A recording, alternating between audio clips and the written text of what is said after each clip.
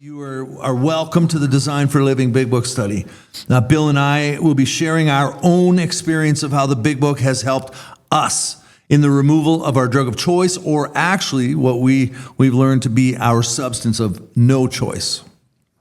But more importantly, how the directions contained within the book have helped change all aspects of our lives. We will share our pain and successes as it relates to our own journey and the hundreds, literally hundreds of men and women that we ourselves have had the pleasure of helping through sponsorship or otherwise. Bill, myself, or the UDRcast are not affiliated with any 12-step program. We neither endorse nor discredit any method of recovery. We are supportive of all paths to recovery. We're just very, very passionate about what works for us. The opinions shared in this study are solely that of the person that is sharing them. And with that, we're going to rock and roll. Thanks. Awesome. Does anyone know where we left off? Exactly. Yeah, Robin's not here. We're in trouble. Yeah, I know. 73. When we finally admitted? Yeah. Yeah, let's start there. So middle of 73, when we have finally admitted without reservation. So there's a few new people here today, right? How many new people are here? Brandon, shut up. Okay. Welcome, though. Are really you guys fairly new to 12-step recovery? Yeah?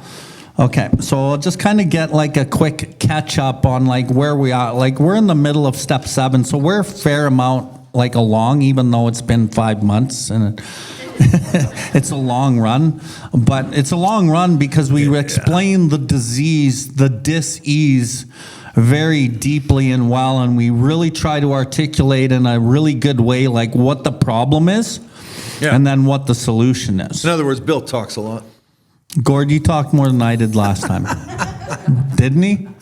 Fucking right, Christian said. Come on. Anyway. Yeah, I did, actually. And he said he wasn't going to talk much. Anyway. God laughing. So yeah, we're on step 7 right now. And like when we were doing like step 1, doctor's opinion, step 1's a pretty like lengthy piece of the 12 steps. It's like half of the pages. The whole 12 steps is 103 pages. Step 1 is like almost half of that, right? Understanding the problem is so important, or you won't really take the solution, right? So just quickly, like we have an allergy to alcohol for one. When you put it in your body, and once you put it in your body, like all bets are off. That's the allergy. That's a huge part of what differentiates an alcoholic from a heavy drinker. And we spent a lot of time describing the difference between a heavy drinker and a real alcoholic or a real addict, right? But the problem is, and I put the substance in my body, the problem is I put one drink in my body. So the allergy is the secondary problem. Although the allergy is very important, because once you put one drink or drug in you, you're pretty much at the mercy of the drink and drug. And you ain't stopping until that shit's done with you. But the problem is why do we put it in our body to begin with? Why do I even put one in me when I know what my life is like as an addict? You know, I end up on the streets, I lose my kids, I'm really mean and miserable to my family, or I can't go to work, or whatever it is. Like, why do I put one drink when I know what's going to happen? Because the book talks about I'm restless, irritable, discontent. So I have a spiritual malady that drives me to pick up against my own will. So what we've done through this big book study is we've really enhanced, like, what is the malady? What does the malady look like? Malady meaning sickness. Spiritual sickness. You know, step 4 starts talking about resentment. It's the number one offender. Resentment is the number one reason why alcoholics and addicts go back out and use again. It talks about fear. All resentments and all conduct in our lives are fear-driven. We spend a lot of time in fear, and we spend a lot of time in relationship conduct.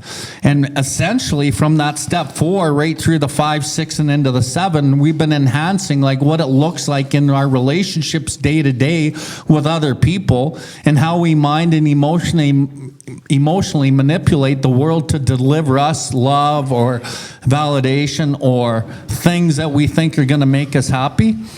But the reality is that's operating in self. It's operating in the malady. And if we keep operating in that malady, we actually render ourselves powerless over the first drink. So we spend so much time in there. And then as we kind of get through to step 6, what step 6 is we were entirely willing to have God remove these defects of character. Well, what the fuck are defects of character? It's the behaviors. It's how we operate in the world. Like the doctor's opinion said, unless this person, us, can have an entire psychic change, there is very little hope of his recovery. So the main premise of this study is if you don't have a psychic change, you're fucking drunk again. You're high again.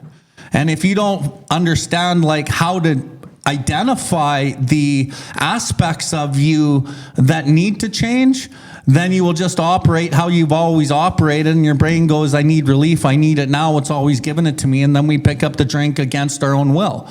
But then we think we pick it up. But once you understand you don't pick it up, the drink picks you up as an alcoholic, then you will accept the solution that's laid out in the 12 steps. And so once we kind of extrapolate all the different types of defects the best that we can through how many sessions of step 6, like 3, 4? Three, yeah, for sure. So we spent like 6 hours on step 6 because it's the most important step to really understand like what you're dealing with, right? And we read some other literature in this 12 and 12 to really, pull those things out. Fear and self-based behaviors. That ran my life, right? Oh, he was just joking.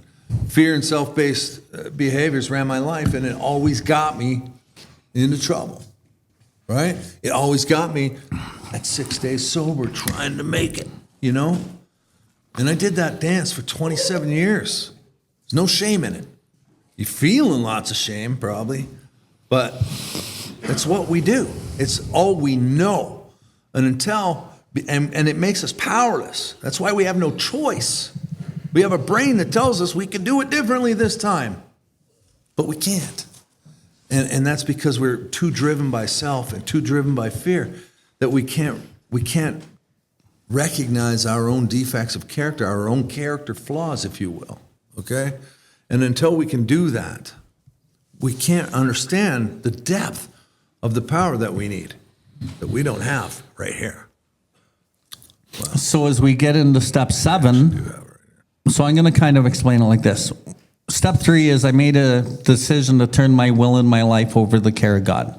Well, we explained through 4 and 5 what that kind of looks like. And am I willing to turn over my will, which is my defects, the way that I behave, and me trying to fill an inside void in myself with things from the outside mostly, which includes mind and emotional manipulation of people. So to remove those things, there's a lot of pain. Step 3 is actually step 6 theoretical. So we spend a lot of time in step 6 and we talk about humility. There's 3 levels of humility that we talk about. And it's humiliation, which is the bottom level, humble through pain, which is the middle level, and a desire to seek and do God's will, or a desire to change and change who you are, which is the psychic change. Because without that, you're drunk and high. And then nothing changes. So step 7 essentially highlights humility in 2 ways. One through the pain of step 6, and the other through the surrender of step 7. Step 6 teaches you how to turn your will and your life over through the pain and willingness and honesty, whereas step 7 is like a full surrender to like changing. And through the rest of this literature, we will show you what that looks like, because the second half of the step 7 really does a pretty good job of it. And before we get going, why don't we start here? Let's start here. Exactly. Yeah. Fucking perfect. We're on the same page. Okay, let's start. All right. For us, the process of gaining a new perspective. Let's let them know we're going to start there. Oh, yeah. Okay, sure. Bottom of page 72 instead of 73, because it's talking about what we just discussed. When it says that for us, the process of gaining a new perspective is exactly what Bill was talking about, a psychic change, okay? For us, the process of gaining a new perspective was unbelievably painful. It was only by repeated humiliations or pain, as Bill just described, that we were forced to learn something new, something about humility. It was only at the end of a long road marked by successive defeats and humiliations and the final crushing of our self-sufficiency that we began to feel humility as something more than a condition of groveling despair. Every newcomer in Alcoholics Anonymous is told and soon realizes for himself that his humble admission of powerlessness over alcohol is his first step toward liberation from its very paralyzing grip. So it is that we first see humility as a necessity. Again, what Bill was just talking about. But this is the barest beginning, right? I see I need it. But that's only because I'm in the depths of pain, shame, and agony, right? From my behavior and where my life is now. It's like, oh God, I need this thing. That's why it's the barest beginning. To get completely away from our aversion, our hatred to the idea of being humble. Oh yeah. To gain a vision of humility as the avenue to true freedom of the human spirit. To be willing to work for humility as something to be desired for itself, in itself, takes most of us a long, long time. A whole lifetime geared to self-centeredness cannot be set in reverse all at once. Rebellion dogs our every step at first. Now, for me, that means that I have a hard time giving my entire will to a higher power. Why? Because I've spent my entire lifetime driven by self. It said that right in what we just read, right? And every time I come to groveling despair, I see humility and I go, I've been humbled. I think that's a good thing. I've been humbled. Humility, I need that. Yeah. But if we're gonna get away from the idea that I have to be in total agony to be humble, to find humility, which Bill mentioned was to seek and to do God's will, and this is where the change happens. If I want to get to that, I have to make some changes. I have to be willing to work at the building of character. I have to be willing to work at my complete faith in letting my higher power run my life. And that takes time. And I am filled with bad behavior and bad habits and bad defects of character that worked for me for a very long in keeping me safe. So rebellion dogs my every step. Why? It's habit. It's habitual. I act out habitually. I'm going to add something. Yeah, please. So when Gord's talking about his bad habits, when a lot of times we'll think of like, oh, these are bad for me. This is what I do that's bad. This is what I do what's bad. That's not necessarily what we're talking about. Of course, that's what we're talking about. Some of it. But definitely like at least 50% of it. But what about the other 50% where we are people pleasing to get something that we think we want? Maybe it's validation, right? Maybe we're not being honest, or maybe we're pursuing somebody for an intimate relationship, but we're doing it through a bit of a manipulative way, right? And we're not being truthful. Like these are the subtle, cunning character defects that we're talking about. A lot of people think that they're just really nice, right? I'm really nice, and why does the world fuck me when I'm so nice? Well, it's because you're using mind and emotional manipulation to try to always get something from somebody else. And maybe you're trying to always control somebody else's life so that you think you know what's best for them. So you continually try to do things in your life to make their life the way that you want it to be, when really you don't know how it should be. And that's the thing. Like, we don't know what other people's way should be.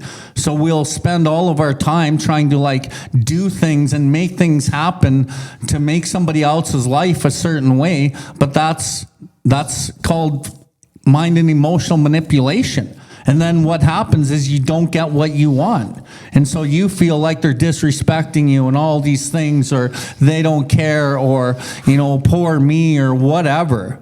And these things are called running on self in the restless, irritable discontent. And it's very difficult to understand this at a deep level, but the directions in the big book, if you follow a step 10, to the T, you follow step 10 to a T, you will find out what the fuck I'm talking about. The problem is that most people will never find out what I'm talking about because they're never presented with the material like we're talking about, which is why we spend so much time in it. So that when you're out there in life, you can go, holy shit, this is what they were talking about in the study, right? So it's not just bad things that you think are bad for you. You got to look at some of the things that you're doing in your life that you think are good for you, where you're trying to manipulate the world to give you what you think it should be, right? So, yeah, sorry, Gord. No, that's bang on. When we finally admitted without reservation that we were powerless over alcohol, at that point we were apt to breathe a great sigh of relief and say, well, thank God that's over, right? I'll never have to go through that again. But then we learn, often to our consternation. Consternation meaning frustration, annoyance. Yeah, that's good enough. Yeah, okay. Thanks, Ida. I'm not sure. Thanks, Ida. I wasn't sure if that was perfect, but I guess it doesn't have to be. We learn often to our consternation that this is only the first milestone on the new road we are walking. So saying I'm powerless, submitting to that is only the first. It's only the first thing. It's a first milestone, and we got to keep walking this road. Still goaded by sheer necessity. I'm still being driven towards humility by sheer necessity, by the need, because I'm in pain. We reluctantly come to grips. I don't want to, but I'm coming to grips. It's becoming harder and harder to avoid it with those serious character flaws that made problem drinkers of us in the first place. Flaws which must be dealt with to prevent a retreat into alcoholism once again. Why do you think that those serious character flaws become so magnified at the beginning of our journeys? I'll tell you. I bet you knew that. It's because we've removed alcohol. We've removed the relief. And we are bare. Have you ever cut your skin open? Has anyone here ever cut their skin open or had a tooth where they needed a root canal, and the nerve inside that tooth is like, Jesus Christ, that's painful, right? That's what we're doing to ourselves. Like when we remove the relief, when we remove the Novocaine, when we remove what protected us, which was the drinking and the drugs, we've got nerve. We're just a bundle of nerves that are raw and screaming, oh my God. And it becomes very obvious that we are filled with flaws. That's why I drank my whole life. So I started realizing that, and I didn't want to feel that way anymore. So I hid it. I hid it behind drugs and alcohol. But unfortunately, that stopped working because that just kept bringing me back to this pain as well. Got anything to add to that? No. We will want to be rid of some of these defects, but in some instances, this will appear to be an impossible job from which we recoil. So some of those features seem like, no, like I'm an angry guy, but that's a reaction. So there's a sadness that was deep inside of me for a long time. It still rears its ugly head at times. And in the beginning, I didn't want to face that. I recoiled from it because it was too hard for me to look at that. And my anger, the reaction to that feeling, helped me stay safe for most of my life, right? It took that schoolyard kid that got bullied and got him through life Do you know what I'm saying? I got bullied when I was young, and people picked on me, and that was a terrible, terrible feeling. And I became a different person because of it, because I didn't want to have to feel that vulnerability anymore. And so the anger worked. People stayed away from me, or I didn't let them in. So I didn't want to lose that. So I recoiled from any idea of working on it. And we cling with a passionate persistence to others, which are just as disturbing to our equilibrium, because we still enjoy them too much. I love manipulating women to have sex with me. I've been married for 27 years, by the way. But you know, like, just as an example, there are things that I do that work. And I enjoy them. I love to eat myself, can you tell? Love to eat. I love good food. But if I eat too much, I get fat. And I don't like being fat. So it's a lose-lose, really. How can we possibly summon the resolution and the willingness to get rid of such overwhelming compulsions and desires? Well, like I've said before, you know, at step 1, we were powerless over drugs and alcohol. At step 4, we were powerless over our resentments, and I needed a power greater than myself to help me, right? Well, here we are at step 7, and guess what? I need a power greater than myself to help me through this too. I need a God, if you will, to help me through and help me become willing to build character, to work on my flaws. I am still a very flawed human being.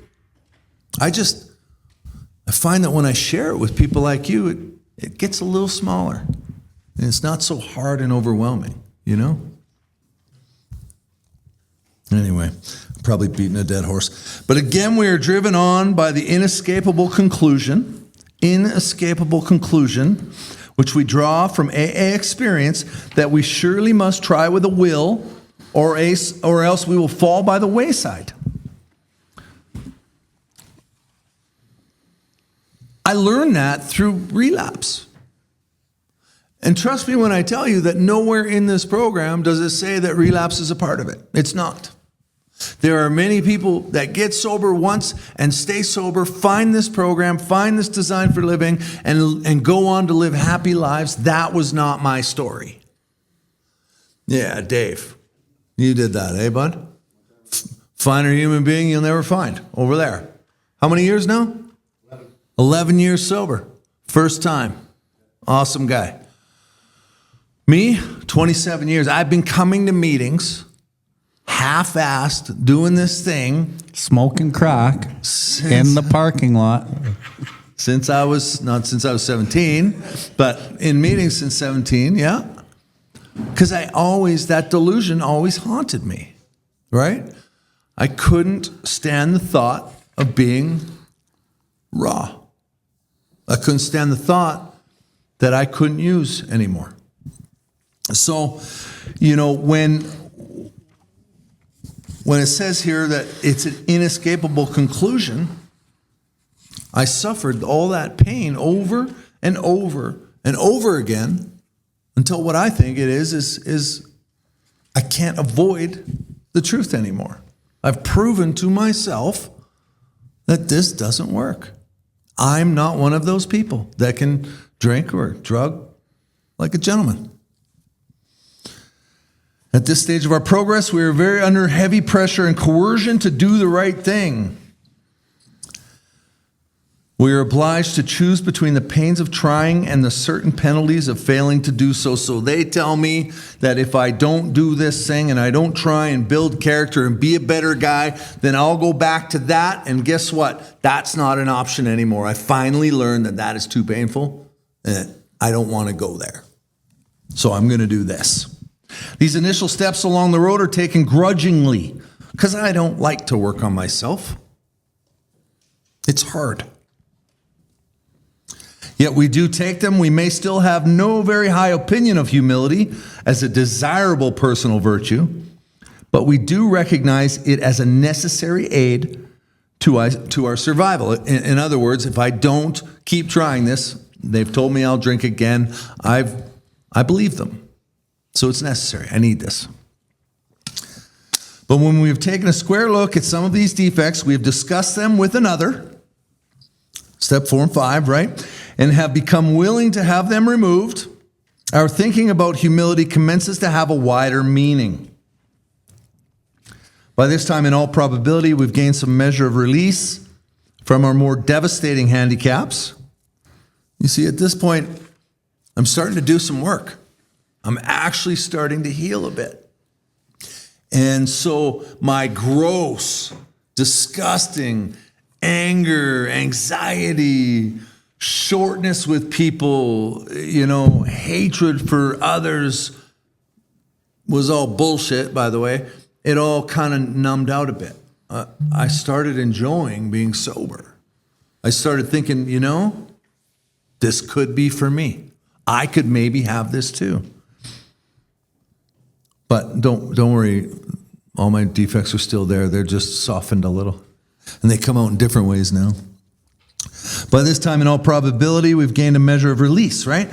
So it's not as big. We enjoy moments in which there is something like real peace of mind. When people in the treatment center or people, that I hang out with come up to me and say, man, you used to be a really angry guy. You're doing really well, bud. Oh, I feel good, right? Oh, there's some release. Real peace of mind. To those of us who have hitherto known only excitement, depression, or anxiety, in other words, to all of us, this newfound peace is a priceless gift.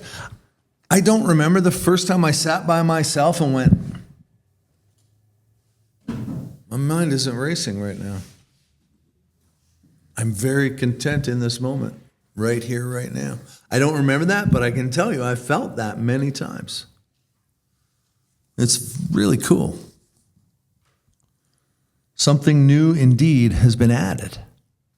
But what? Where humility had formerly stood for force feeding of humble pie in the beginning, right? Through pain, I needed it. It now begins to mean the nourishing ingredient, which can give us serenity. Wow. The improved perception of humility starts another revolutionary change in our outlook. Our eyes begin to open to immense values which have come straight out of painful ego puncturing. You're going to read the whole chapter? I was thinking about it, yeah, but I'll probably stop at the end of this page. If that's all right with you. Where do you stop? I mean, it's just too good, right? It's too good. This is good stuff. Look at, I got shit written all through my pages, man. I love this chapter. It's incredible. I had no idea that I was plagued with this stuff until this guy read it with me. Honestly, it was Bill. He wasn't even my sponsor. He was just a friend that cared for me. Right? Looks like I read it too good to you. Yeah, well, you can shut up tonight. You'll be dealing with me tonight, people. No, I'm kidding. Till now, our lives have been largely devoted to running from pain and problems. We fled from them as from plague. We never wanted to deal with the fact of suffering. Escape via the bottle was always our solution. Character building through suffering might be all right for saints, but it certainly didn't appeal to us. I'll stop there. So Bill can say something. Just razzing I his hope you ass. guys are having fun, because I am. I don't know if any of you guys have been to Jesse and I's big book studies where we just banter back and forth. They'd be like, what the fuck, bro? Like, leave me something. He'd be like, fuck, shut up. Shut up. Anyway, I'm going to go back a little bit. I don't know. Did anyone hear, like, when Jesse and I did a study there a few years ago, we were on step 5 and he had polyps? Yeah? So my buddy Jesse had fucking polyps in his nose, eh? This is just a story I gotta tell. It's fucking funny. It's funny to me. You might not laugh, but anyway, so he had polyps, eh? And we're doing the online study, and he's at my house, and he would do his share, and I would do mine, and we'd kind of go back and forth. But then, because his polyps were so bad, he was always blowing his fucking nose. So I'm sitting there, and he finished his talk, and then I'm doing my talk. And then he steps like 2 steps away and just blows his nose. And I'm like, what the fuck, bro? I'm like live here on our study. He's like, fuck, man, what do you expect? I got polyps. And we just get in this argument over him blowing his nose on live air. I don't know what that had to do with step 7 at all, to tell you the truth. I think somebody's missing Jesse right now. But I listened to it like a few times since I've done that, and I listen to it and I just laugh, and I get the odd person that'll message me and they're laughing at that part of that big book study. But yeah, I don't know why I mentioned that either, but because we were bantering. yeah, so go back on the blue ones on Spotify and listen to the step 5 and have a good laugh. Anyway, so back to 72, bottom of the page where Gord started, and we read this last week, but it was a good place to start. So we're trying to change from like the step 6 humility of pain to like a step 7 humility where we want to change. And like Gord read a lot of like where we don't want to change on the following page, but for this process of gaining a new perspective was unbelievably painful. It's necessary. You probably won't get there without the pain. So like for new people that are just beginning this journey, when you get on step 3 and you're like, okay, I'm on step 3, I'm feeling really good. And then you get on your knees and it's like, okay, you get on your knees and you say this prayer. God, I offer myself to thee to build with me and to do with me as thou wilt. Relieve me of the bondage of self so I may better do thy will. Take away my difficulties so that victory over them may bear witness to those I would help of thy power, thy love, and thy way of life. May I do thy will always. So when you get on your knees and you say that prayer, you don't actually know what you're actually doing. What you're doing is you're saying, God, tear me apart, strip me down, take away these difficulties, take away the bondage of self, my mind and emotional manipulation, take away the way that I operate in the world, take away my ideas, my emotions, my attitudes, emotional displacement and rearrangement, and fucking strip me down so that you can rebuild me for one reason, so that I can better help you out in this world. So that commitment in step 3 is very fucking painful.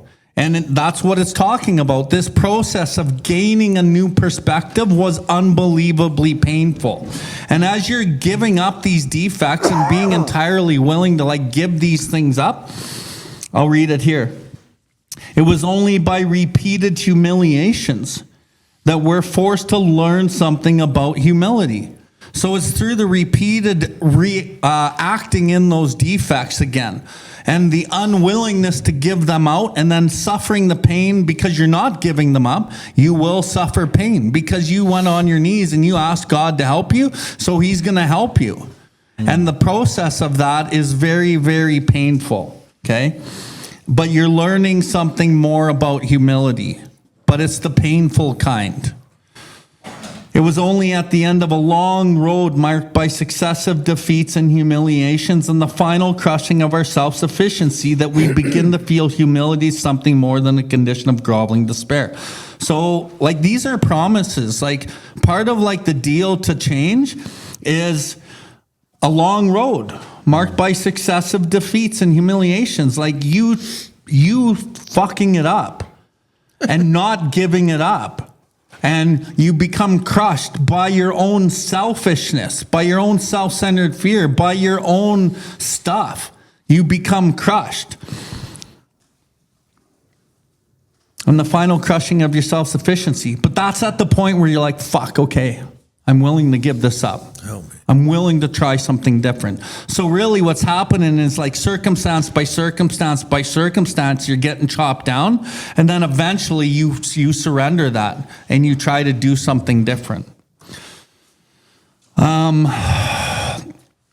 Let's go to the second paragraph on 73.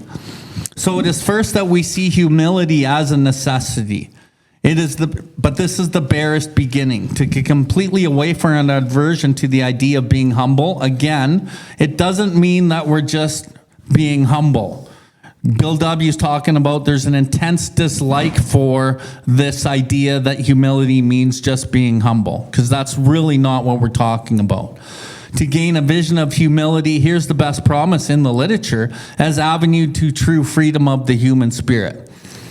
So there's the promise for anybody new or anyone that's struggling with like the change, is this is the promise. The avenue to true freedom of your human spirit. But it seems like such like a far-fetched like idea. It's almost like, you know, one of those things that, oh, that sounds really beautiful, but it sounds like fake. But it's not fake. It's real. And to be willing to work for humility is something to be desired for itself. Takes most of us a long time. To like always try to go through the pain and work for this humility, to want to do that, it takes a long time. And it's very painful. So a whole lifetime geared to self-centeredness won't be set in reverse at once. Your defects and the way that you think life should be by doing it the old way, it's always going to rear its ugly head. And it's always going to try to convince you to do it the way that you've seen in the world that everyone else does it. Or that you've done it in the past before, because there's comfort there. Even though you may see that it doesn't work, there is comfort in the way that you used to do it, because it is a protective mechanism. And you will see in the world that everyone else is doing it a certain way also, which is counter to the way that we're doing it. So it's almost like it doesn't make sense. Why would I do this? Why would I give this up? Why would I not go for that? Why would I not hit on this girl and try to, get with her? Why would I not take that job? Why would I not stand up for myself and say, fuck you to somebody who yells at me? Like, why would I not do these things? Why wouldn't I respond to somebody who just disrespected me? Why wouldn't I? Because you won't get the true freedom of the human spirit. You won't learn the lesson because you're resisting the lesson. I'm going to go down a little bit. Still goaded by sheer necessity, we reluctantly come to grips with those serious character flaws. Those are the ones that we don't really want to give up yet, because we still like them too much, or they're still a tool that we need in our lives to navigate or to protect ourselves. So like maybe if somebody was, let's say they were abused when they were younger, and then so all of their thoughts, ideas, and emotions as they grew up, it's always, all their actions are there to protect them. So all the things that they do in their life are to try to protect them so that never happens again. But the problem is that you get stuck in a box that's so small that you never really live life. And so all of your defects keep you in this little box. So to get out of that, when you spent your whole life in it, that's not easy. That's very, very difficult. So for me, it was anger, and that was my protective mechanism, and it would help me keep me safe. So if you came at me with vulnerability, I would be like, fuck you. And then you wouldn't want to talk to me because you wouldn't want my wrath on you, right? But to me, I felt safe, and then I felt powerful because you didn't bother me, and I was like, yeah, I got what I wanted. But really, when I peeled back the layers of that, I actually didn't get what I wanted, because I never really wanted to be like that.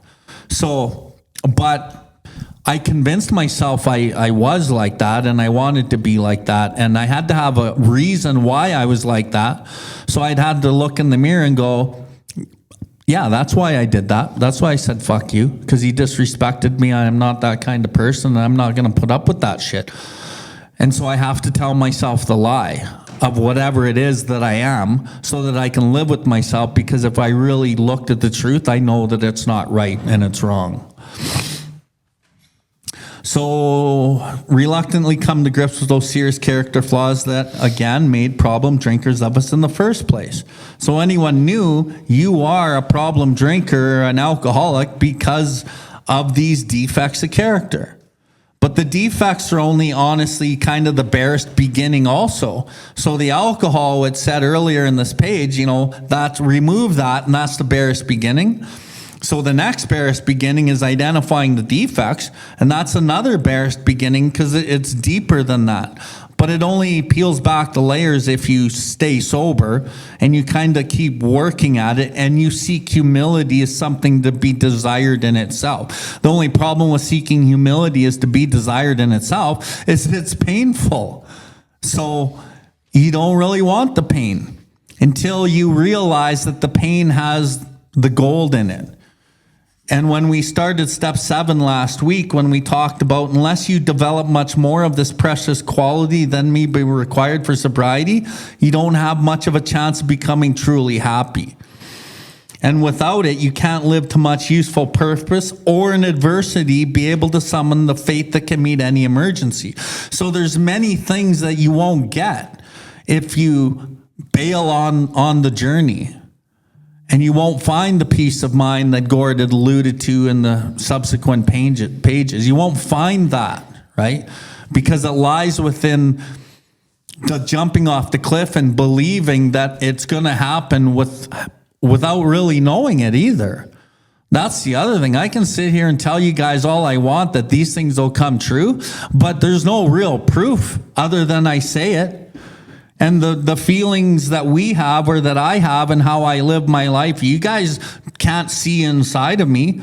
You can just hear the words that I'm talking about and you hope that it's true, but that doesn't guarantee that it's going to be true for you. And it won't be if you don't do it, but there's no guarantee that it's going to be true, right?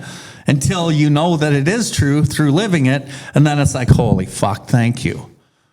No. But that's a leap of faith, right? And to trust these things and to trust God and not get what you want, that's a tall order. Most people will never do that. Why? Mm-hmm. Because this will appear to be an impossible job from which we recoil. People run from the pain. They go back to what makes them comfortable. So we recoil from this work, and I've seen a lot of people start it, and they will start doing it, but then it becomes tough. You know, the building with me and doing with me as thou wilt, the take away these difficulties and the key words so that victory over them. There's a fight, man, and the fight's within yourself. Rebellion dogs our every step. Yeah, at first. The key word is at first. Because if you persevere and you fucking believe what I'm saying and what Gord's saying, what the literature says, and you keep trusting in Creator, it's only at first. And it doesn't have to take a long time. It can take a short time. How does the long time take? It takes through practicing the principles in your affairs without following directions. Because if you want to change, you'll practice the principles in your affairs. But if you don't follow directions, it takes a long road. But if you follow directions, man, it's a short road. Honestly, it is. Which is why this whole study is about the directions, original manuscript, directions. And we're showing you where the directions are in the literature. This book here does not have the directions in it. This book has the directions. And if you follow them, you're getting the stuff that we're talking about. This is the point in the literature that caused me to finally, because I do a lot of speaking engagements as well, right? And I've spoken at, I've spoken at conventions and the old timers lunch. I can't remember what the heck that was called, but pioneers, lunch. I did that. You want to talk about a thing that, I think I was 7 years sober at the time, and I looked at these people with 40 and 50 years sober, and I'm like, I get up there, and I'm like, I don't know what I'm going to say to you guys. This is going to matter, but here, I guess we'll talk about step 7. And now, today, whenever I do a speaking engagement, it's this literature we're reading right now that caused me, at the beginning of my speaking engagement, I tell people that I wish I was a time machine. Hopefully, through this talk, I'm going to become a time machine. And when I summarize at the end of my speaking, which is usually an hour or 45 minutes, 50 minutes later, I say, you see, I can't be a time machine. This is exactly what Bill was just talking about. I would love to take every single one of you and put you in a time machine and fast forward you 5 years or 8 years or 10 years in your life in recovery and show you what your life could be like. But I can't, because I'm not a time machine. There's no such thing as a time machine. So the time machine is how I live my life today and what I share with you about my life and my recovery. That's why I do this. And that's what we're talking about right now. Sorry, I needed to share. No, that's okay. So when we cling with a passionate persistence to others, that are just as disturbing to our equilibrium because we still enjoy them too much. So those are probably some of the ideas that you think are still good for you that will still screw you up. And if you look on step 10 in the 12 and 12, it talks about emotional hangovers. Yesterday and sometimes today's excesses of negative emotion. And like, even though you're going to get something that you think you want, it holds negative emotion in it. So it throws you off balance, right? And these are some of the things that we need to look at. Like, what do I think that I'm doing that's good for me too, but it actually isn't good for me? And I always say, look at all your ideas that you live by, man, and ask yourself where you got it and why you live by it. Whatever it is, man. It's kind of the keys to this. Like we said earlier in earlier study, we're trying to keep a leg in each world. Yeah, and you can't. So I'd have Right? said it's like we try and keep a leg in each world, but we can't. And that's kind of like, the process of gaining a new perspective that's unbelievably painful. You want this new life, but you're too kind of stuck in the old one, and you can't have your legs in both worlds. You got to make the commitment to go to the other world, but most people recoil and they step out of the spiritual world and go back to what they feel is security. The only problem is there's no real security in that world. It's a false insecurity. Real security comes through the acceptance of that God has a better plan for us. But again, it's unbelievably painful to get there, but it's well worth it. Go ahead. I say a prayer every morning. I used to say the step 7 and step 3 prayer every morning, but now I say my own prayers every morning. As soon as I get up, bro, honestly, bro, this is not even a word of a lie. Dude, when I go to sleep, I'm praying. I'm thinking in my head and I'm praying to God. I get up to take a piss in the middle of the night. I go back to bed and I'm thinking and talking to God. I'm praying. As soon as my eyes open, pretty much, man, I'm praying. Before I look at my phone, almost always, not always, I sit up at the edge of my bed and I pray. And because I know the power of the subconscious mind, if I can do this right now, my brain is the closest it's going to be to the subconscious, and it starts building this life.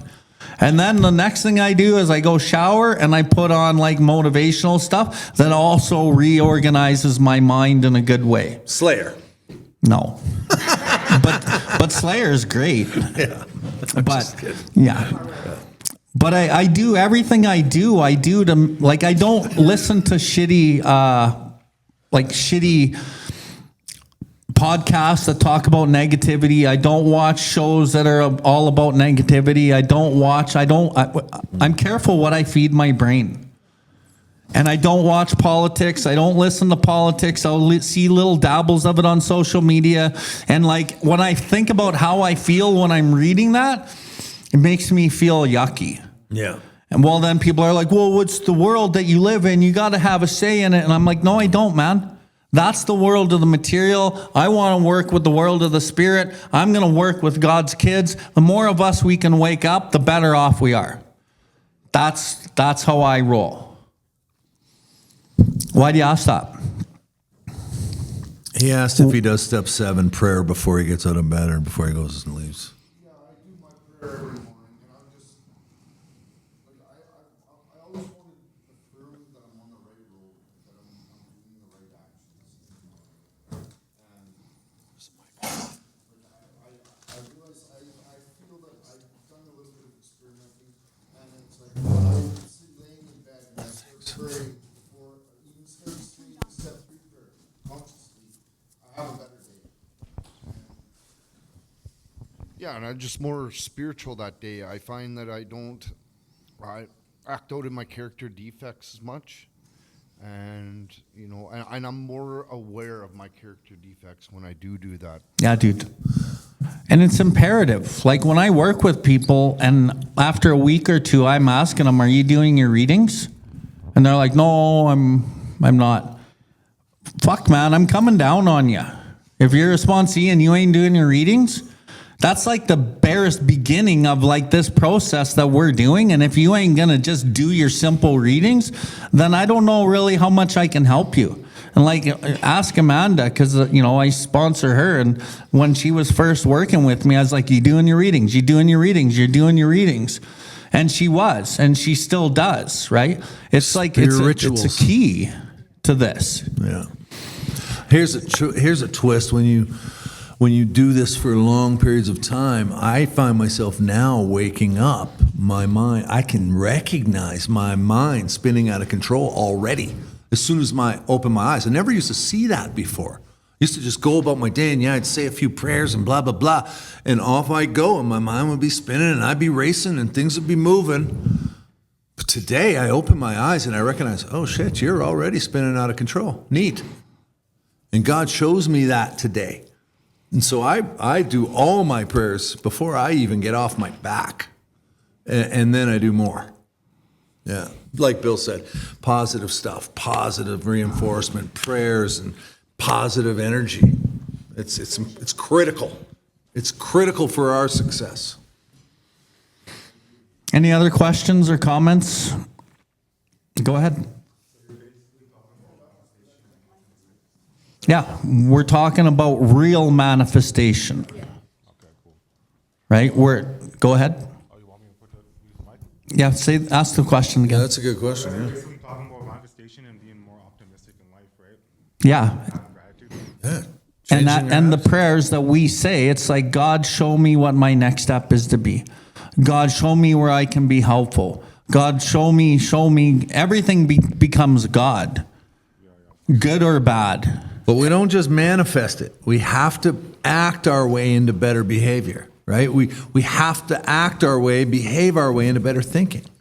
There's only one way in getting a complete psychic change, and that is asking for help and doing it as best we can. Which is why it's so important to like remove these defects and remove the resistance. Because so many people try to manifest through what they want, but they don't get anything different. It doesn't change. Because they're not doing anything different. They're just saying a couple prayers and thinking, that they're doing it. Because the predominant feelings and emotions are still there and they're not removed. So you can say whatever the fuck you want. Doesn't mean anything's changing. So by removing the things, then you make room for this actually to work for real. Which is why so many people that haven't done the work, like the inner work, things don't really change. And they keep trying to do all these things to change their life, but nothing changes. Because the change doesn't come through those things. Even if you just go work out every day, nothing really changes. You gotta go in here and like remove that shit. And then through the pain of the removal and then the praying with Creator and asking Creator to remove it and helping you, then you clear the channel and then things start really changing and manifesting. So the manifestation has become a term that everyone uses because it's a punch word, right? But the reality is that we can't manifest anything until we change the level of vibration we're on. And the only way to change the level of vibration that we're on is by growth. Painful growth. That's it. Step 11, our thought life will be placed on a much higher plane when our thinking is cleared of wrong motives. So we got to clear the motive. And the motive doesn't mean what intention are you just living your life with. So many people like are nice and live with the best of intention, but they suffer because the motive of self is still running the show. So their thought life isn't placed on a higher plane because they're not clearing the motive. They're still stuck They're down here. living with the best of intention, but the intention doesn't fucking matter. The intention hides the motive. You ever heard the saying, the road to hell is paved with good intentions? Yeah, that means there's no action behind it. And the awareness is key, which is why, we're trying to bring awareness, which is why we spent so much on step 6. What does it look like? What am I thinking? What am I feeling? Anyway, let's keep going. I'm going to try to end off where Gord did before we take our break. How can we possibly summon the resolution and the willingness to get rid of such overwhelming compulsions of the mind or action, which always starts in the mind, or desires? Question mark. Any answers? Anyone? How do we get rid of this? God. Yeah. That's it. So when you're in a negative frame of mind, it's step 10. Watch for selfishness, dishonesty, resentment, and fear. When these crop up, boom, we ask God to remove it at once. We discuss it with somebody immediately. But most people won't discuss shit with people immediately because they think that they need to figure it out themselves. So they're going to use the same sick mind that fucking got them in the problem to try to solve the problem. No, man. Your mind's broken. Use somebody else's. Yeah. Keep asking God for help. And then what do we do? And also just asking someone for help isn't just enough either. Like, we got to do the other work, the step work, the going inside of ourselves. So that we surely, then we are driven on by the inescapable conclusion, which we draw from AA experience, that we surely must try with the will or else fall by the wayside. And so that's like with alcoholism and addiction, but that's also with like spiritual sickness. Like, you can be sober and not be drunk and high, but still fucking miserable. So in essence, you're falling by the wayside and you're not really leveling up and you're not living your best life. Why? Because you're not, where is it? You're not giving it your all. You're recoiling from the fucking work. So you fall by the wayside and you don't really grow, and then life's fucking very gray. At this stage of our progress, we are under heavy pressure and coercion to do the right thing. So maybe you're in addiction and you start moving on the path. You're under heavy pressure and coercion to fucking stay on the path. Mm-hmm. Or if you're on a healing journey and you know you need it and your family knows you need it, you're under heavy pressure and coercion to do the right thing and like stay the path. So not only with yourself because you want it, but then the people around you are also like hoping and wishing that you change and you quit doing whatever it is you're doing, using drugs or living the way that you live. To do the right thing, we're obliged to choose between the pains of trying or the certain penalties of failing to do so. So if we don't try and we don't keep moving down the road, the certain penalties of failing to do so are coming, guaranteed. And so with addicts and alcoholics, the certain penalties ultimately is relapse, pain for the family, and death. But for like non-alcoholics, failing to do so results in unremitting suffering. And unremitting suffering is almost worse than death because you're living in like such an ugly state of life. Who wants to live like that? It's almost like easier to just blow your fucking brains out than to live like that. And like when I was living like that, I didn't even want to live. But I didn't know how to die, but the thoughts of driving into oncoming semi-trucks and shit started crossing my mind, so that's not good. And living like that all the time, that's not good. So choose between the pains of trying and the certain penalties of failing to do so. There are certain penalties of not growing, right? Especially when you know what you guys know now, and then you try to go back. It's worse, right? Yet these initial steps along the road are taken grudgingly. Yet we do take them. We may still have no very high opinion of humility as a desired personal virtue, but we do recognize it as a necessary aid to our survival. So humility ain't something you're seeking, but you're going through the motions because you probably, like it said here, the inescapable conclusion which you draw from your own experience and other people's experience, that you got to keep trying. So you keep moving, and it's not virtuous yet. It's just something that you know you got to do. But the thing about trudging this road, doing it, you don't know when it's going to release. You don't know when it's going to get better, which is why we recoil and we go back. It's almost like, fuck it. This is too hard. And I don't even know if there's really a, true freedom of my human spirit at the end of this road for me anyway. It almost seems like stupid. Why would I keep trying? But the gold is there, man. You got to keep trying, because all the trying is healing. And depending on what your journey is, will depend on when it happens. Anyway, but when we have taken a square look at some of these defects and we have discussed them with another, boom, step 5, you're looking at them in step 4, you're now discussing them in 5, you're starting to see what they are. And have become willing to have them removed. Our thinking about humility commences to have a wider meaning. By this time, in all probability, we have gained some measure of release from our more devastating handicaps, meaning if you haven't diverted off the road, you will start seeing some of these things release a little bit. And some of the building and doing with you as thou wilt, some of the difficulties that you're trying to, release to God, they start lessening. And we enjoy moments where there's something like some real peace of mind. So instead of always being in the state of restless, irritable discontent, you find these states of like, holy shit. In step 9 where it says we will know peace and comprehend the word serenity. We all knew the definition of peace and we knew the definition of serenity. But now you begin to live that God experience of serenity, which is much different. But it's only moments, it says, of peace of mind. But that's a pretty good carrot to be chasing. Yeah. To those who have hitherto only known excitement, depression, anxiety, in other words, all of us, this newfound peace is a priceless gift. It is a priceless gift.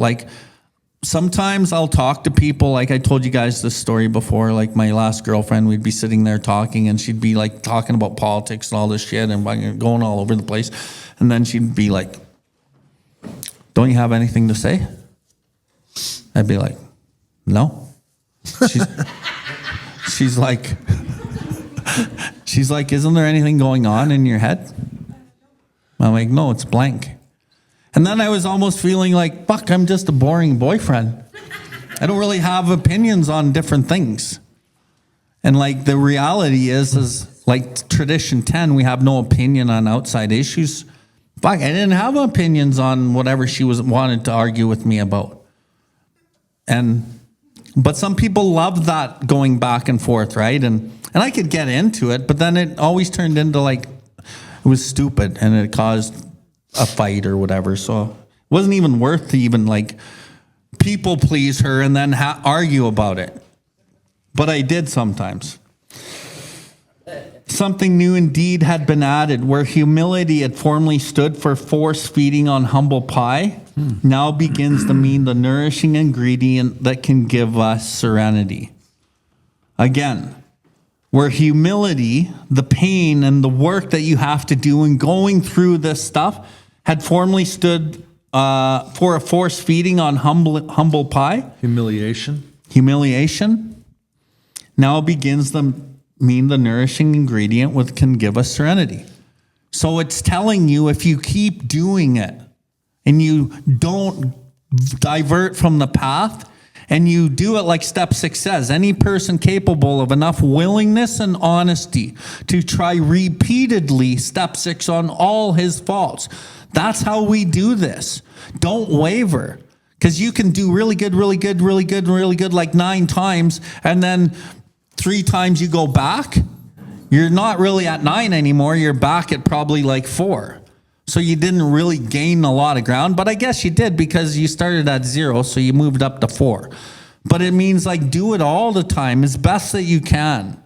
And then eventually you'll have the shift and you'll want to do it all the time. I remember the first time, Yeah, I remember the first time that I was really faced with that upfront and recognizable. When I was poor in early recovery, and a guy got this job doing a little tile job for somebody, and he offered to help me, have him help him, right, as a helper, right? I mean, I used to run companies, right? But I was like, okay, yeah, thanks, man, because it was going to be a little bit of money, right? And nothing.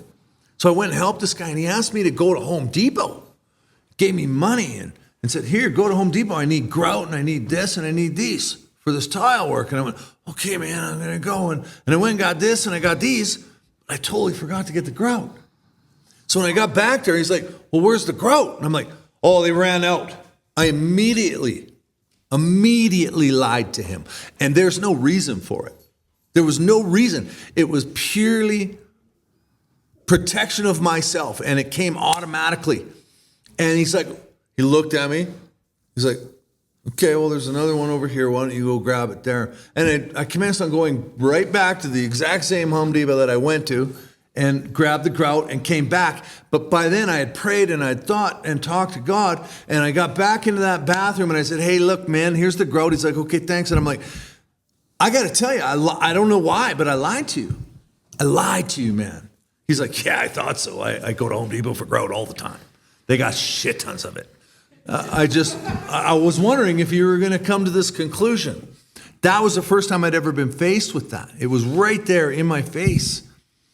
And I recognized. And when I did that, now here, bear with me on this. I'm going to explain more after break, but this is the point we're talking about where it starts to give us serenity. He said, good for you. And I started feeling really good about myself, that something was working in my life. And hi, Ricky. And so I wanted more. But here's the thing, and we'll talk about this a little later. That is still a bit selfish. I'm only doing it because it feels good. But we'll talk about that on the next page a little bit. Okay, I don't want to bust into the next paragraph. I'm going to save it till after break, so let's go have a smoke and drink some coffee. Cool. We'll get back to the podcast in a second. The opinions expressed on this podcast are solely of the guest sharing or myself. We have no affiliation with any 12-step or recovery program. And if you do like our work, please consider visiting BILLWARDLIFE and supporting what we do. Now back to the podcast. Okay, I'm going to take it. So, bottom of 74. So this is assuming that we're changing and that we've changed for the most part. Like we're working through this humility of pain and like trying and just keep going. So this improved perception of humility. So you're changing. You're getting a different take on what humility is. Starts another revolutionary change in our outlook. Our eyes begin to open to the immense values which come straight out of painful ego puncturing. In essence, it's like our eyes begin to open to the immense values that come straight out of character building.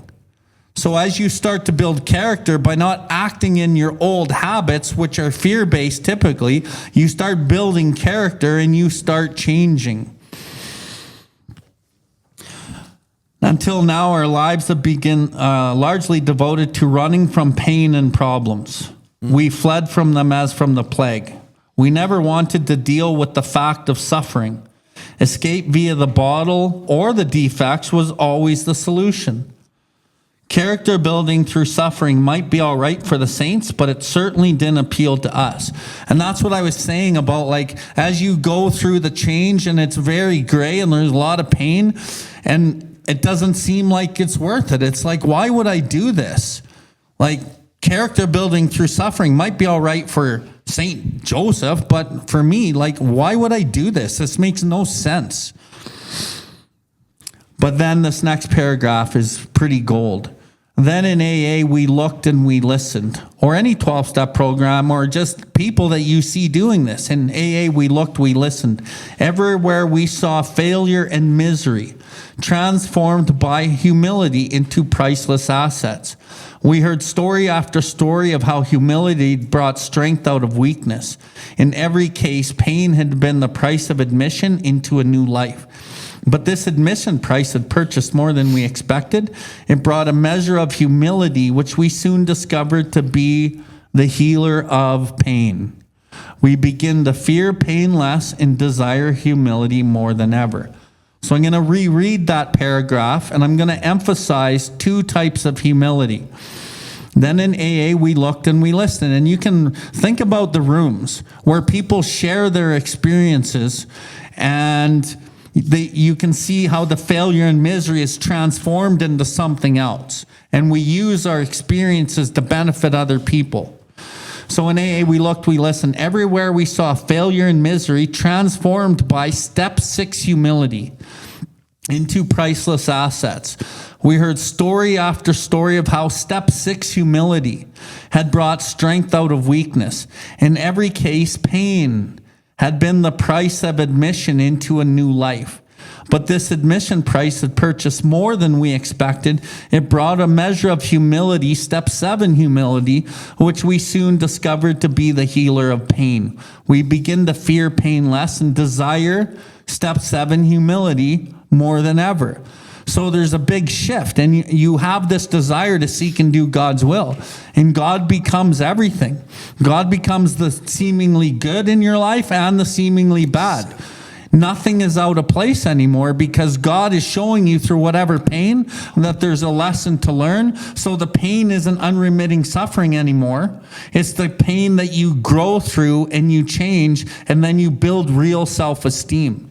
So that's what the difference is between step 6 and step 7, is basically going through that pain to get to the surrender. And I love this. But this admission price purchased more than we expected. So as I sit here and tell you about this and share my experience and how my life is, you can't really understand that until you actually experience it. And then it's more than what you expect, because the ego and the mind can only understand and articulate to a certain degree.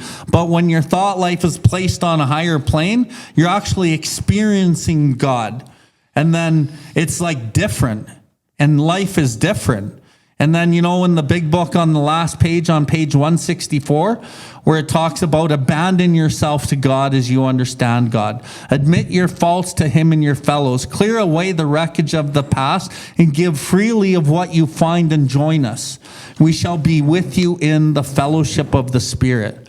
That's what we're talking about, the fellowship of the Spirit. And you will surely meet some of us. The book says, you will surely meet some of us as you trudge the road of happy destiny. And when you really understand what those lines mean, trudging the road of happy destiny means walking with purpose. The book talks about what's our real purpose. Our real purpose is to fit ourselves to be of maximum service to God and his fellows, our fellows. Mm-hmm. That's our real purpose. So as you really extrapolate the step 7 prayer and the step 6 prayer, they're both saying, do this work so that you can better do thy will. Mm-hmm. What's thy? Thy is God. What is God? God is love. So you can better live with love in this world. Grant me strength, God, as I go from here to do your bidding. Now I'm listening to you, God. What's God? God's love. I listen to love. But it's not, there's no reservation anymore. It's like a full surrender where there's no original thought or idea of what you're going to lose or what you're not going to get. It's just like, this is the right thing to do as I go from here to do your bidding, to surrender in an overly slavish way, which means without original thought or idea from you and your ego. Amen. Stamp. Contract with God. I'm going to live this way. But it doesn't mean you live as a saint and you're perfect. But that's the big difference from the shortcomings in the lines of step 7, humbly asked him to remove my shortcomings, versus became entirely willing to have God remove these defects. Through the removal of defects, I'm trying, and that's fucking hard, and I'm going to keep trying really, really hard. But then as you have this shift, this new perception of humility, the defect becomes a shortcoming. Because your state of mind is you want to live differently, even though you might still fall and act out in the maybe a negative way. But because it's from a place of you want to change, you don't beat yourself up over it anymore. And you just accept it that, oh, fuck, I screwed up. But then we claim spiritual progress, not perfection. So you look at your seemingly mistake, which isn't a mistake, because nothing's a mistake at this point. If you really want to change, there's no mistakes. There's zero mistakes. You just make decisions that maybe didn't turn out very well, and you claim spiritual progress, not perfection. You look at it and you try to go, how can I do better next time, without beating yourself up? And then you move forward like that. And so there, in that lies real self-love comes to you. So in the early stages of recovery, when you get sober and you think you love yourself, no, man, through the surrender of what I'm talking about, you actually love yourself and you've let a lot of this shit go, and it's of the body, man. You're letting shit go of the body. The mind always thinks it can let it go, but the real test is when you let it go of the body. And we have an illness of mind and body, so we need a solution of mind and body. And when God's like working in and through you, you're letting it go through the body, not just the mind. So you begin to fear pain less. It's almost, and desire humility more than ever. It's like, okay, there's pain coming. You don't care. Yeah, it kind of might suck a little bit, but it's just like, you know that that's where that diamond is that we talked about last week on page 1 of this chapter. The diamond is in all of the pain through the extrapolation of all the dirt and the dynamite that you've blown up to get the diamond, and then you chip the diamond, and it's the showroom floor diamond that everybody wants. And that's humility, but it's actually just energy of living a different life. And those people are around and you see them and you want what they have. And they radiate that beauty and that gift and that love, and they stand true to themselves and they stand true to God's kids, and they just radiate that thing that you want. And it's like, what do they have? And you don't know what it is, but you know that you want it. That's the diamond that's been shaped out of the pain of the mountains being blown up and the roads being built in and the chipping away of it through the step 6 process. And that's what. And then these people, they don't need to justify themselves anymore. They walk with purpose and they know that they're okay with God. And I'm going to say the original manuscript, step 7. Humbly on his knees, holding nothing back, humbly offered himself to God. On your knees, that level of surrender, holding nothing back, offering ourselves to God to remove our shortcomings. That's the step 7 analogy, which is out of the original manuscript. That's the level of surrender that we can actually have. And then nothing else really matters. And you talk about manifesting, you manifest all the shit that you tried to go get through your whole life by prying and grabbing and manipulating the world. Now it starts being delivered to you, but now you respect it because you're different as a result of the journey. And then you don't fucking squeeze it through your hand like sand and then there's nothing there. You actually hold it in your hand and you fucking love it and respect it. And when it does decide that it's time to move on, then you're okay with that. And so the attachment stuff doesn't happen anymore because you understand that nothing happens in God's world by mistake. That kind of stuff. Go for it.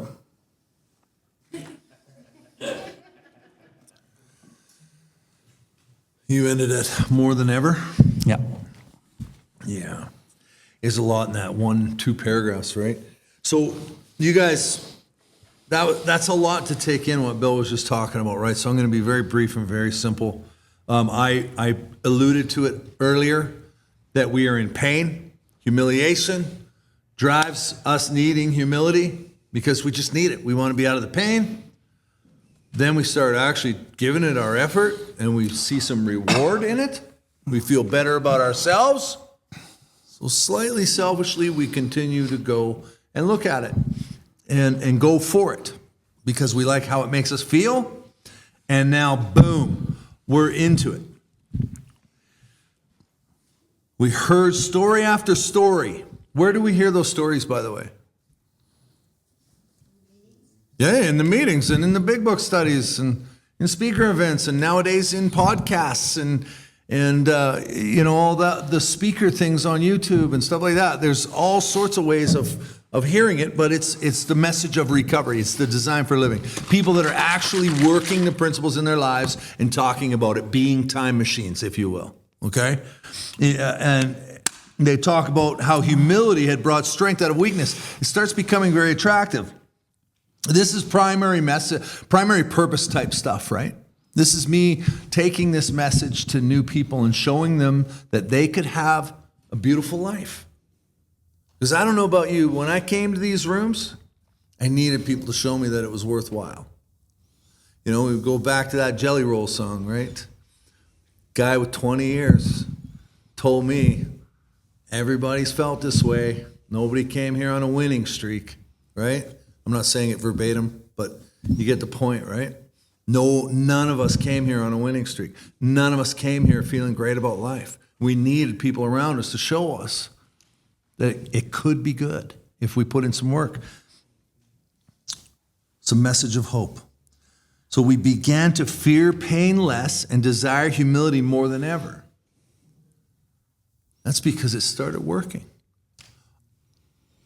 Later on in the book, it talks about the correct use of our will, the proper use of our will as it aligns with God's will for us. So if I am driving my own will to do things for others, to be helpful, to spread love, that is the correct use of our will. And before this, I didn't know how to do that. But because I selfishly practiced being better, doing better, automatically, I started doing what God wanted me to do. I started seeking to do and be in God's will all the time. And I love that we began to fear pain less. I just had this conversation with a sponsee the other day. I still go through pain. I have some painful stuff going on at work right now, and I'm starting to finally come to terms with it's not up to me. I can only show up, play the part that I was assigned, and it will happen the way that it's supposed to happen, period. I looked at my wife last night and I said, is it too late to change careers? Do you think it's too late? She didn't say much, so I think it's too late. But Look at G just laughing over yeah, there. I know. Yeah, he's a younger version. It's not too late for you, bud. It is too late for me, I think. It doesn't matter, though. I get to show up. So where I'm going with that, it's not too late, by the way.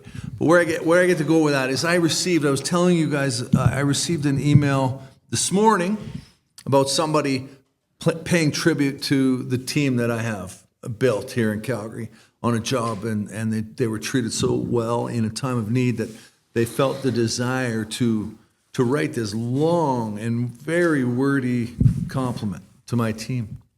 And so when I received that, the first thing I did was thank my team. But the next thing I did was write this lady a thank you email back, telling her how I love getting this, because in the world of today, when there's so much suffering and there's so much, things going on that people are too wrapped up, and then you get in this industry where we get to meet people in one of the largest traumas of their life. Okay, it's not often that we get these types of compliments, because people are concerned about their own life, right? Like they've had a fire, they've had a flood in their home, and it's shitty for them, right? This lady was treated so well by my team. I told her, I said, the fact that you sent this to me shows me that building this team to be better people, to not worry about just showing up and doing your job, but show up and be helpful. Instead of just showing up and doing your job, be kind to people. Go the extra mile. And you sharing this with me tells me that they've learned that. They are that. And I loved hearing it. And then she just pulled up here and parked. She sent me a whole nother response saying what an amazing team we had built, and the leadership, blah, blah, blah. I don't want to get, I'm not tooting my own horn, but it was impressive. It was I was choked up in my truck right before I walked in. I was so moved by her words, but more moved by how this seeking to do God's will has spread out in my life. It's not just happening with alcoholics and drug addicts anymore.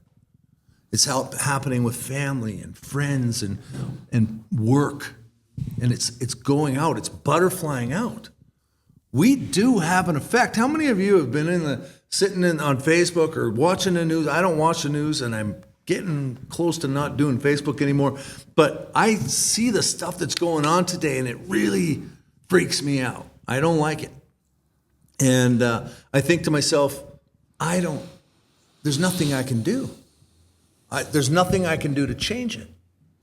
But I'm wrong. I would be wrong if I believed that wholeheartedly, because I have a purpose. And my purpose is to spread God's love everywhere I go. What happens after that is not up to me. But every once in a while, I get a glimpse of how it's working, like I did today. That's amazing. That's an amazing thing. And it just came from being selfish and wanting to feel better. Eh? Pretty neat. That's all I got. That's quite a bit, actually. Sorry, but it's pretty profound stuff. You want me to keep reading? What'd you read? One paragraph? I didn't read anything. Oh, I read what you read. Okay. One paragraph. give her. You read this during this process? No, Okay. no.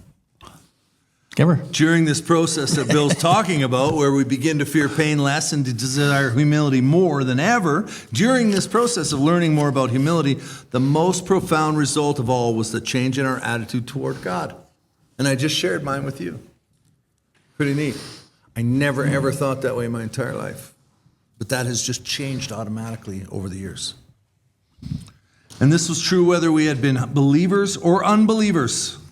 We began to get over the idea that the higher power was a sort of bush league pinch hitter to be called upon only in an emergency. Please, God, get me out of this one. Get me out of the back of this cop car, and I will never do this shit again. The notion that we would still live our own lives, God helping a little now and then, began to evaporate. Man, I can't seem to find a job. God, help me find a job. I got a job. Oh, well, I don't need God anymore. Many of us who had thought ourselves religious awoke to the limitations of this attitude. We go to church, we listen to the preacher, and then a lot of people go home and beat their children. It's not necessarily true. I don't really know, but I think that there's limitations if we close our minds and we get too steadfast in one idea, right? It tells me to be open to even religious people in the book. Be quick to see where religious people are right. All this means is keep an open mind.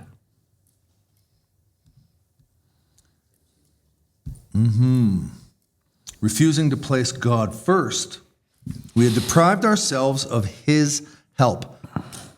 But now the words, "Of myself I am nothing, the Father doeth the works," began to carry bright promise and meaning.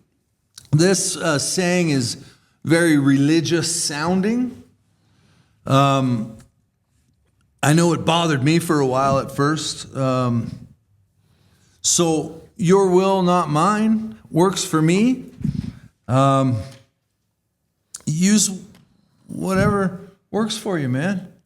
You know, God is everything or nothing has been one of mine the last 2 years. I really like to lean into. God is everything or He is nothing, so it has to be everything, you know? But what works for you? You know, I'm not here to try and tell you what to believe in and what to say. We saw we needn't always be bludgeoned and beaten into humility.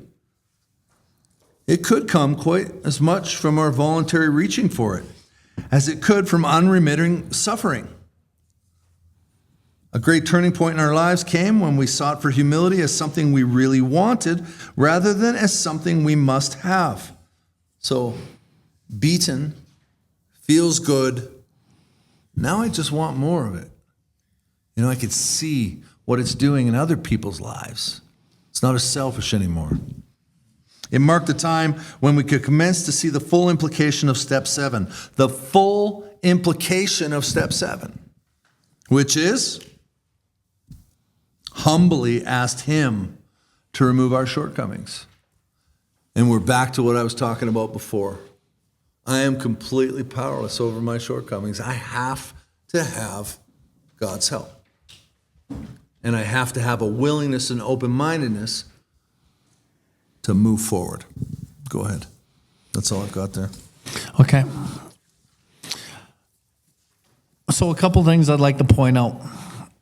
So the previous page, improved perception of humility, back to this paragraph, second one on 75, during this process. And it's a process, right? It takes time, man. And the word process actually also means, I guess direction. So there's a process of direction, then there's a process of change. So during both those processes, learning more about humility. The most profound result of all was our change in our attitude towards God. The most profound result of all was the change in our attitude towards God, meaning God becomes the attitude. God is the attitude. So there is many spots in the big book when we went through there where I said the word attitude means God. Like, I'll give you one, and we haven't got there yet, but in step 11, it says we work at it with the proper attitude and work at it. The attitude is God. And why would it even say that at step 11? Because as you work a step 10, you're continually to watch for selfishness, dishonesty, resentment, and fear. When these crop up, we ask God to remove them at once. We talk to somebody immediately. We make amends quickly if we have harmed anyone. Then we resolutely turn our thoughts to someone we can help. Through that process, over and over and over, the ceremony, the ritual of doing something over, you remove fucking self out of the way. And what's underneath self is God. So God becomes the attitude that you take from step 10 work into step 11 power. And so your channel's fucking cleared.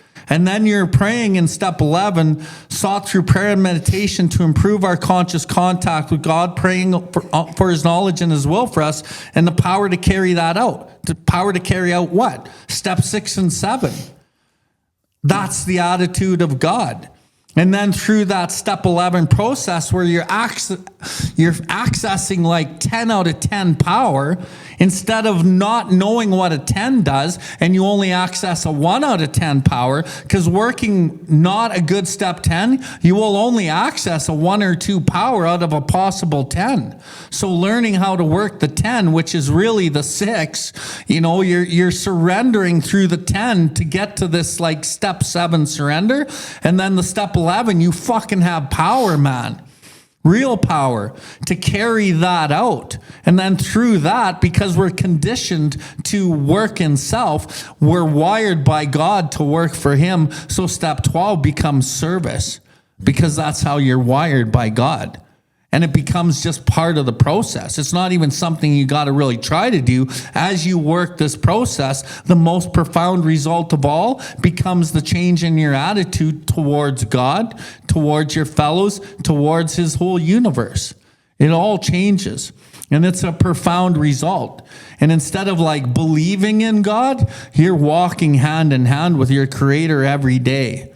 It's way different.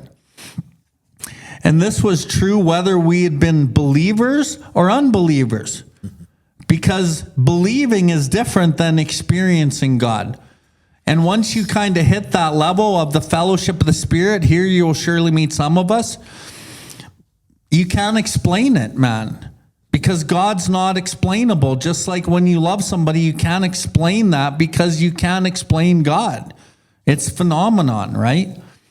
We begin to get over the idea that the higher power was sort of a bush league pinch hitter, to be called upon only in an emergency. The notion that we would still live our own lives how we wanted to, God helping a little now and then, began to evaporate.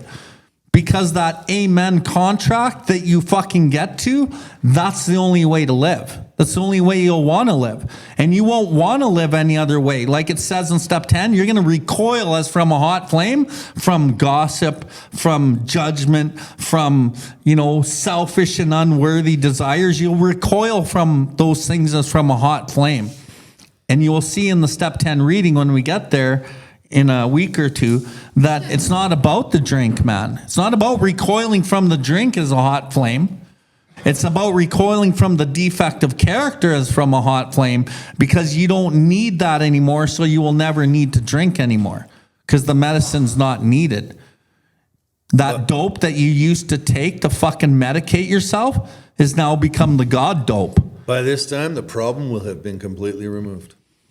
That's why I say God dope, because God is the dope that we were always looking for in the drink and the drugs and the women and the self-pity and all the stuff, where we felt that kind of comfort and the ego got the relief.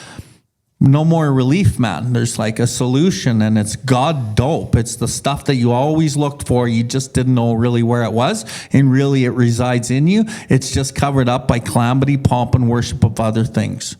And then once you remove it, nothing else will do. And once you got the taste of God like that, nothing else will do. So it's a pretty profound thing. The notion that we would still live our own lives, God helping a little now and then, began to evaporate. Many of us who thought ourselves religious awoke to the limitations of that attitude.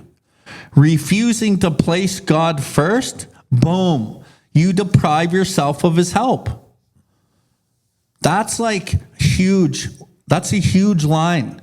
If you refuse to place God first in all aspects of your life, you're actually depriving yourself of that power. And that's the power that you fucking want. Right? Lack of power was our dilemma. We had to find a power greater than ourselves that would solve our problem, obviously. The lack of power that I have is the lack of power with my own defects. The lack of power in my own ability to fucking run my own life. That's the power I don't have. I could wish to be moral. I could wish to be philosophically comforted. I could will these things with all my might. But the needed power isn't there that way. It's a different power. As marshaled by my will, I fail, and I fail utterly. I need this other power, not just to not drink, but to live like with vitality. But now the words of myself, I am nothing, the Father doeth the work, began to carry bright promise and meaning. And what that line reminds me of, it reminds me of a line in the doctor's opinion where it talks about these men believe in themselves. As you turn over your defects and you build the strength to go through that pain, and you find the way through that pain, and you build fortitude and strength and self-confidence, these men believe in themselves, but they believe more in the power that pulls these chronic alcoholics back from the gates of death, or back from the gates of defect of character, or whatever the pain is. You will believe in yourself. But you will know that you'll believe more in the power, and without the power of yourself, you can't do this, man. Then you won't want to try to do this, and you will wake up every morning, you will surrender, and you will pray all day, and you will come to these circumstances where life seems shitty, and you're like, why is life happening to me like this in the old days? And you're like, fucking thank God life's happening to me like this, because I don't fear the pain, because I know there's a fucking gold diamond in there. And you're like, God is everything, and he's teaching you something.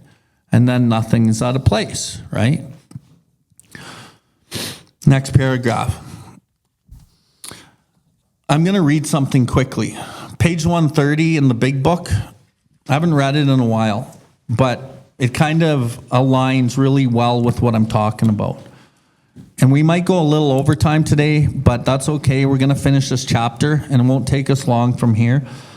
But second paragraph on page 130, it's a full paragraph. Those of us who have spent much time in the world of spiritual make-believe have eventually seen the childishness of it. This dream world has been replaced by a great sense of purpose, accompanied by a growing consciousness of the power of God in our lives. We have come to believe he would like us to keep our head in the clouds with him, but our feet ought to be firmly planted on earth. That is where our fellow travelers are. That is where our work must be done. These are the realities for us. We have found nothing incompatible between a powerful spiritual experience and a life of sane and happy usefulness. So it's like God wants us to stay close to him and our heads up in the clouds with him, but he wants us to keep our feet firmly planted here on earth. That's where our fellow travelers are. This is where we do the work for him. So we don't just sit on a mountain with a fucking ponytail on a pillow and a gong and fucking just sit there and be spiritual. That's not where we get the work done, man. Go do that, but come back and put your feet on earth and get in the trenches and help God's kids. However that is for you. That's what it's saying. There's nothing incompatible between a life of sane and happy usefulness and a spiritual experience. And when you look at all the literature, it's about how can I best serve God's kids? So let's keep going. So as we get back to 75, we saw we needn't always be bludgeoned and beaten into humility. By this stage, you don't need the pain, man. You don't need the fucking stick on the ass to do what you need to do anymore, because the carrot becomes God and like this new way of life. It could come quite as much from our voluntary reaching for it as it could come from unremitting suffering.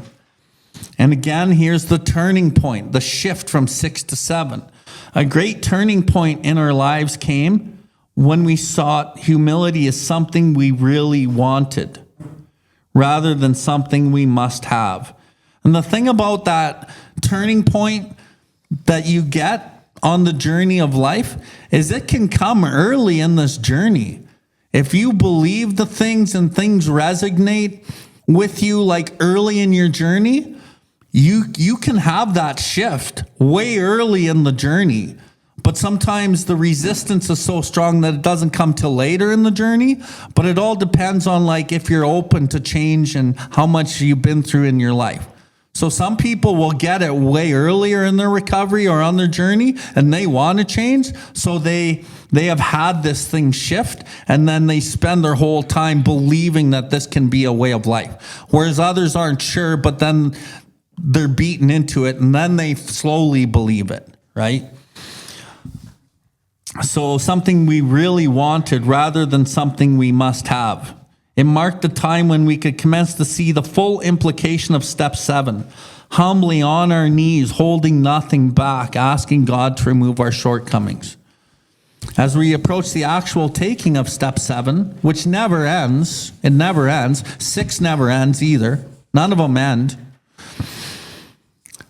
It might be, well, if we AAs inquire once more just what our deeper objectives are. And these are questions that we ask ourselves, and this is really the truth right here. Each of us would like to live at peace with himself and his fellows. We'd like to be assured that the grace of God can do for us what we cannot do for ourselves. Yeah, we'd love to be assured. That's the problem, that we don't really believe it. So we take our will back and we wrestle happiness and satisfaction out of this world by trying to manage it ourselves again, because we don't want to lose the security of whatever we think security is. But there's no security in what you think security is. The security comes through fucking the unknown and facing the challenge and going through it and trusting God. That's where the security comes from. We have seen that character defects based upon short-sighted or unworthy desires are the obstacles that block our path towards these objectives. So you want to know what's blocking the path towards these promises that it's saying is defects that are based in short-sighted relief or unworthy desires. These are the obstacles that block our path towards these objectives. We now clearly see that we have been making unreasonable demands upon ourselves, upon others, and upon God. The chief activator, the number one activator of our defects is self-centered fear. It's always fear, which is why fear inventory is so important. To really do like a proper inventory out of the big book that says, what's the fear? What does it affect? Why do I have it? How has self-reliance, me working in the fear, failed me? How can God reliance save me? How can I work with God principles, and how can it be better? And doing these, and then doing the prayer in page 68 where it talks about we commenced to outgrow fear. Why? Because we're asking God, what would you have me be, not do? And through the being, you fucking will do. The chief activator of our defects is self-centered fear. Primarily fear that you will lose something you already possessed, the feeling of security inside that the ego feels secure. Maybe it's a material thing, also outside of yourself, or you will fail to get something, love, validation, needs met, or something that's material outside yourself that you demanded. Living upon a basis of unsatisfied demands, ego, we were in a state of continual disturbance and frustration, and the battleground of the instincts, there's no peace. Therefore, no peace was to be had unless we could find a means by reducing these demands, which only comes through practice and time and a commitment to what we're talking about. The difference between the demand and a simple request is plain to everyone. So the 7th step is where we make the change in our attitude, going from a self attitude to the God attitude. And it doesn't just come because you want to change. It comes through the life's experiences and doing the things, which permits us with humility as our guide, with the desire to seek and do God's will, the desire to change, to move away from ourselves towards others and towards God. It puts us third in this lineup. And we've always tried to make ourselves first in the lineup. And like a lot of people, like I remember, I'm going to share a story. So I was doing a big book study years ago, and my rent, didn't have rent or something, and I shared it in a meeting, and like I needed to get this big book study going that I was doing, and I can't remember exactly the scenario, but I had the big book study. I was struggling financially, and my biggest concern was making sure I had enough books and chairs for the big book study. And I shared something about that in the meeting, and then this old timer, like 30-year-old guy, he comes at me after the meeting. He's like, "You need to learn something. You need to take care of yourself first. Never mind the big book study. Make sure your rent's covered, blah, blah, blah, blah, blah." And I just listened to him. Yeah. But the reality was I didn't feel like he was right. I didn't. I worried about the big book study. I made sure everyone got what they needed. And then everything worked out anyway. But I never felt like he was right because I made that first. I made God's kids first. I made God first. And I made myself last. And through that, just when I think life's going to fall apart, God's like, "Okay, kid, you surrendered to me and I'm going to help you out here." That's the scary part, though. And that's happened so many times in my life. I can't even tell you, which is why I'm so convicted when I talk about this stuff. Because I believe it, because I know that it's happened to me so many times. Towards God, the whole emphasis of step 7 is on humility. It is really saying to us that we now ought to be willing to try humility, the surrender to seek and do God's will, and the seeking the removal of our other shortcomings, just as we did when we admitted we were powerless over alcohol and came to believe that a power greater than ourselves could restore us to sanity. So through the turning over of our lives, it actually restores us to sanity because we're not making decisions in our life based on self-centered fear. And there's real sanity in not doing that. And if that degree of humility could enable us to find the grace by which such a deadly obsession could be banished, then there must be some hope of the same result respecting any other problem we could possibly have. Okay, Gord. I don't have a lot. This is really the guts of it. I mean, just what our deeper objectives are. Inquire once more. It might be well if we AAs inquire once more just what our deeper objectives are. So when I first sobered up, all I wanted to do was not be in pain all the time. All I wanted to do was not owe everybody money and have my wife breathing down my neck and have my kids hating me and losing jobs. And that was all really shitty stuff. And I just wanted that all to go away. And, I sobered up for a while and actually stayed sober. And that stuff didn't all go away, but the pressure of it definitely lightened considerably.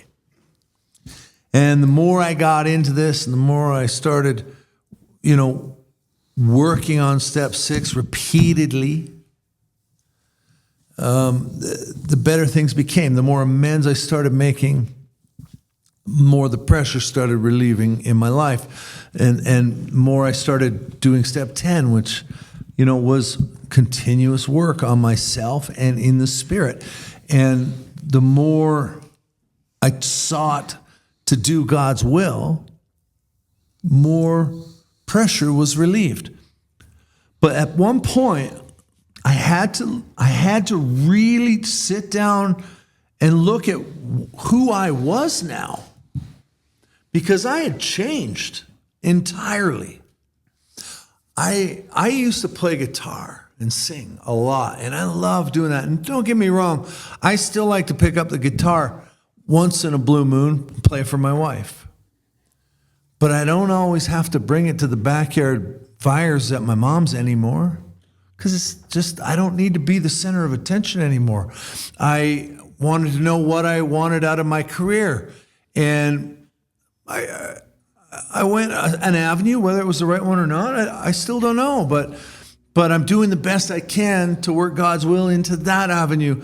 But it causes me to start to think, what do I want? So then I realize I want to affect as many people as I can on a positive level, in a positive way. I start looking at what I want out of being sober. Like, why did I do this other than the pain? Who am I now? What do I believe in? What are my core values now? Because I'll tell you something, you guys. I would say for the first 5 years of my recovery, I still didn't have a clue. I was just starting to ask myself those questions. And that came from God. I blindly believed, and I somehow started doing it on purpose. I started doing God's will naturally. And with that came all these questions. With that came looking at the deeper objectives of what I was doing in life. Not for what I could get out of it, but how better can I put into it?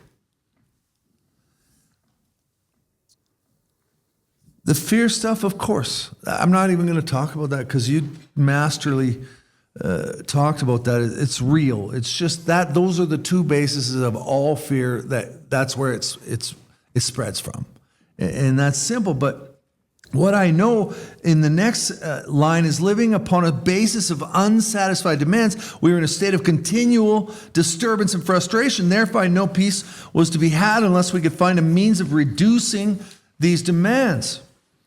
And how did I find a way to reduce those demands? I found that in steps 10 and 11, to be honest with you. I realized that it was my purpose in life to put back into the stream of life, it says in the book, rather than take from it. And the more and more I put into life, into the people, when I have a conversation with you, I'm there. I'm focused on what we're talking about, and I will spend time with you, and I put my love into you, if that makes sense. Like I invest love into the people I'm talking to. I put that back into the world, and that is where I reduce my demands. Because trust me, I still have a lot of them. When I'm talking to that appraiser that I don't like, and I've gotten 4 quotes and he's still not agreeing with me, and I can feel my blood pressure rising, I have to stop. And I have to ask God to relieve me of these demands, because I don't deserve to demand anything. I took. Today, my life is about giving. And it has to be.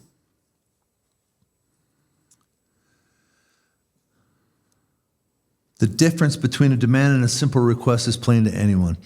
And the 7th step is where we make the change in our attitude, which permits us or allows us. Okay? It's not we have a right to. It permits us, with humility as our guide, to move out from ourselves towards other and towards God. In other words, I've been given the gift to actually want to put back into the stream of life. I've been given the gift to want to be a better human being. I've been given the gift that because of all those things, I live a happy life for the most part now. Although it didn't all come at once. I'd be a liar if I told you it all came at once. Just as we did, and I really need to say, just as we did when we admitted we were powerless over alcohol. Remember, I keep saying this. I was powerless. The opposite of powerless is power. I needed a higher power. Then step 4, I was powerless over my resentments. And here we are again. I'm powerless. I am powerless over my need, my demands, myself. Why? Because it's who I am. It's all I've ever known. So I need a power. And the power comes through God. That power comes from the constant willingness to seek to be better. That's it. That's the twist in this whole thing, you guys. I'll just give you the whole secret. Seek to do better. It's the whole gift. As long as I keep doing that, I keep getting it. Grace. If that degree of humility could enable us to find the grace, which is an undeserved gift. That's the gift I'm talking about right now. Because trust me, the way I behaved my entire life for 44 years, I don't deserve the life I have today. But God has gifted me that because he knows that I'm a fucking warrior and I'm going to put it back into life now. That's all I got. Beautiful. Okay, that completes our step 7. Next week, we are going to do a birthday meeting. It'll start at 8, so we'll do step 8 into 9 next week.